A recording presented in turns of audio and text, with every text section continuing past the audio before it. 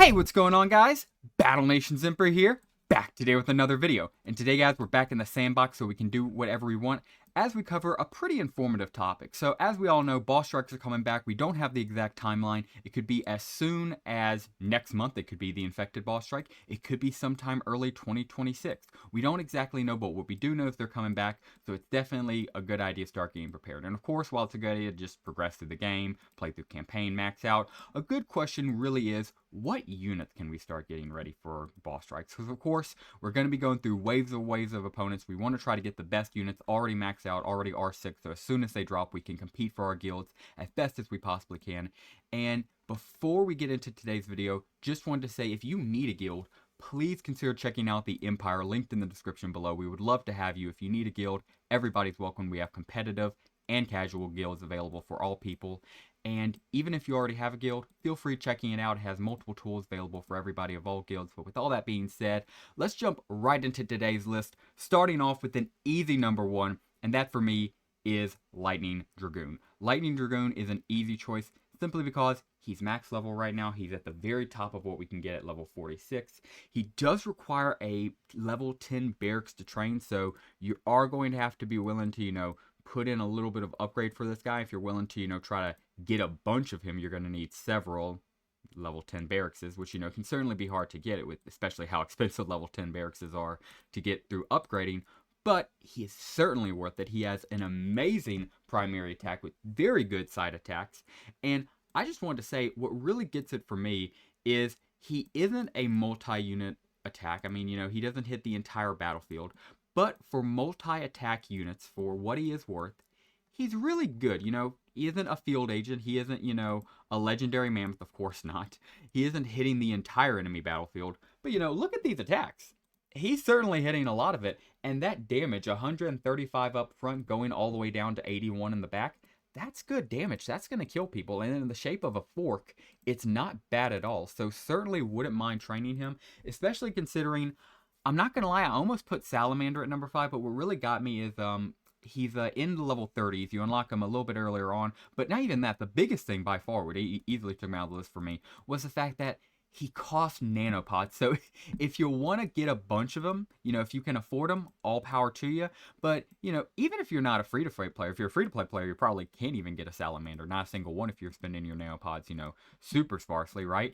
But even if you're, not a free-to-play player, you spend nanopods here and there, it's hard to get a bunch of salamanders, just from the fact that they're a nanopod unit, but wouldn't have to worry about that with your Lightning Boy right here. Beautiful attacks, great damage, could not recommend getting enough of these guys. So that's an easy number 5 for me. Moving right along to number 4, we have another easy pick. We have the Unmanned machine gun turret. This guy's a classic. He's absolutely beautiful. So, of course, an amazing primary attack. And honestly, he doesn't really have much else going for him, but with an attack like that, do you really need much else going for you? I mean, he does have another attack, and it's this right here, but everybody knows him for this attack right here, the primary. But, I mean, that second attack isn't bad, but just going off this primary, I mean, look at this. A boss strike is all about clearing waves of units. Of course, that's the entire concept behind the boss strike. And this guy looks like he was made for it. It's because he was made for it. This guy is made to take out animals, take out wired boars, wired raptors, make them, basically a piece of cake, make them a thing of the past. And let me tell you, he can certainly do that job for you. Absolutely adore this guy. And best of all, I mean, I know all you guys probably already know this, but just in case you did it and this is your first experience with this troop, let me tell you the best part about him.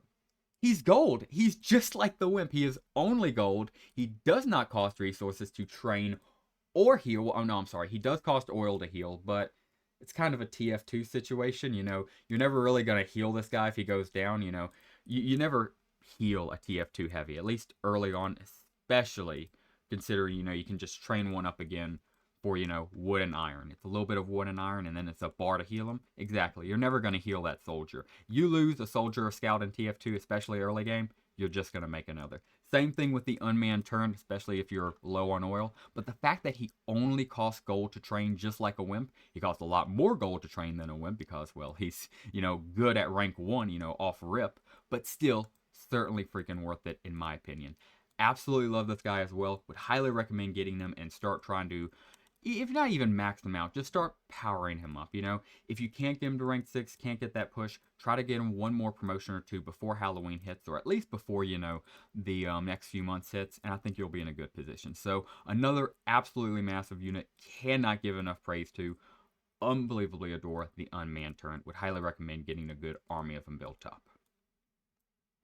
And with that out of the way, we move on to number 3, which is, of course, ooh, another good one. Follow, man, we got all 5 of these are pretty good picks. That's why I picked them, obviously.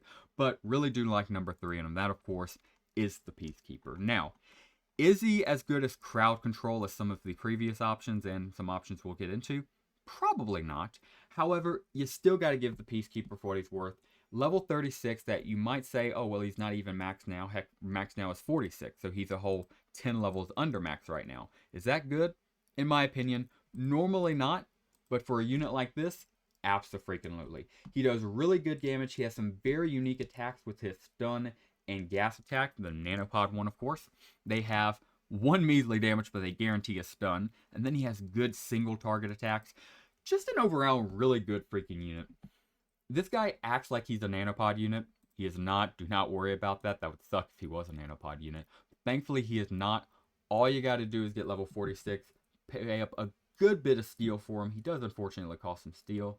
However, in my opinion, it's certainly worth it. And if you have an advanced steel mill running along with some iron and coal collectors, you should be able to get enough resources to build up a pretty good conservative army of this guy. So yeah, with that being said, he is my easy number 3. Again, a little bit weaker on the crowd control side, but I just had to throw him in here for his versatility and overall strength at the level. And at least for right now, what for current max is for level 46, he still functions all right. He's not the best maxed out level at, you know, this current situation, but I think he will hold his own weight during a boss strike. And I think he is certainly worth training if you don't mind paying up the steel. And moving on to number 2, got a good one. We have none other than the heavy chemical tank. Now, if it wasn't for the fact that this was a nano unit, I would say this would just be hands down the best unit to build up for a boss strike. This guy is insanely freaking strong. He's super powerful. We all know how much power he can tank. But let's just look at these attacks. This is his primary attack. And just look at that damage. 100 up front and then spreads out with 53 on the back. And then, of course, you can't forget, it has a 100% chance to poison, lasting for 3 turns. This guy is insane, and that's just his first attack. He has this attack, which I would argue is arguably his more weaker attack of the 2. Still, double hit for 90 damage in those little squad. It's like you're dropping 2 mortar attacks down at once. Not bad at all. And yeah, absolutely adore this guy. Now, of course, let's talk about the biggest downside to him. He's nanopods, and an expensive one at that. You unlock him at level 45, needs a level 10 vehicle factory to train, and then he costs 70 nanopods. He is an expensive boy. However, if you're willing to pay that price, and you're willing to get this guy down, ooh, man, in my opinion, he is easily worth it. If he was a nanopod unit, again, hands down the best freaking unit to train for boss strikes in my opinion. But even still, if you can afford it, or heck, even if you're, you know, not a free-to-free player, but, you know, a player who has to sparingly spend their nanopods, you know, somebody who just doesn't have nanopods to spend, and trust me, I'm one of those people. I understand the feeling, but even then, you gotta make exceptions. You know, we make exceptions for stuff like the M10 on water because, you know, we all agree the M10 is so good, he deserves a spot, even on a free-to-play account because, well, that's debatable, but I would argue that simply because he's the mega tank of the water, in my opinion. Even if you're, you know, a free-to-play player having to conserve your nanopods the hardest as possible, he's still worth the buy. Same thing here. Maybe not if you're a true free-to-play player, but, you know, if you're somebody who spends a few nanopods, please consider getting maybe, you know, a handful, at least one of these guys to start ranking him up because he is freaking insane. I absolutely love the heavy chemical tank. I think he will stay pretty good for a good little bit. Heck, I think we'll have to get into the late 50s, 60s, maybe even, you know, maxed out 70 before we start seeing this guy become, you know, trash. But yeah, absolutely love you having Chemical Tank. You're a beautiful unit, and you're easily my second pick for this list. And finally, that leaves us off with a good old number 1 as I try to find some more stuff to place here in the background. Need to get better at this background placement in the sandbox, or at least just record the gameplay in advance.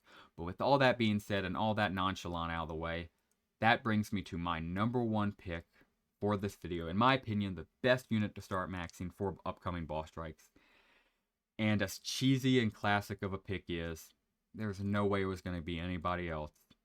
I gotta go with the Wimp. Are you freaking fracking kidding me? There was no way it was going to be anybody else. And for anybody rolling their eyes or thinking I made the wrong pick, guess what? You're perfectly right. You might have a leg to stand on. If you'd feel free to, have a civil discussion about it in the comments, I would love to talk to you about it.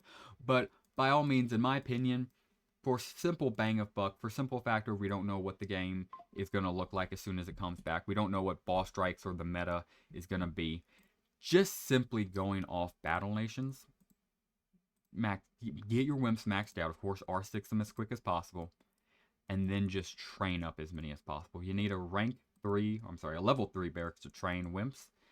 And to give you guys a point of reference, this is my main account. This is my main. This is my main account, and as you guys can see over on the corner, in fact, for reference, it's this part of the base right here. I'm showing it off in the sandbox. It's very far left of my base bucket, and I'll throw the image back up. Here it is.